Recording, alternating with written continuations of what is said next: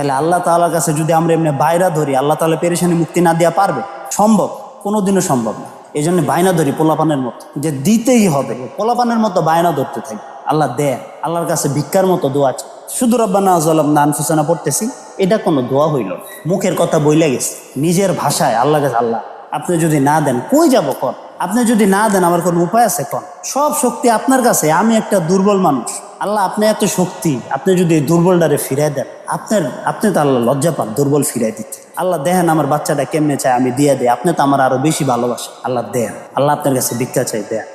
আল্লাহর কাছে যত উসিলা আছে আল্লাহ আপনি আপনার নবীরে দিছেন, আদম আলাইহিস সালামরে দিছেন, ইউনুস আলাইহিস সালামরে মাছের পেটের থেকে বাইর করে দিছেন। আমি তো আপনার দুর্বল একটা বান্দা, আমি তো কোনো নবী না। আমার না দিলে আমি কার কাছে যাব? আল্লাহ দিয়া দেন। আপনি না দিলে যাদের সন্তান হয় না, যাদের পেরেশানি, স্ট্রেস অনেক বেশি, এভাবে আল্লাহর কাছে দোয়া করতে থাকবেন, আল্লাহ পেরেশানিটা দূর করে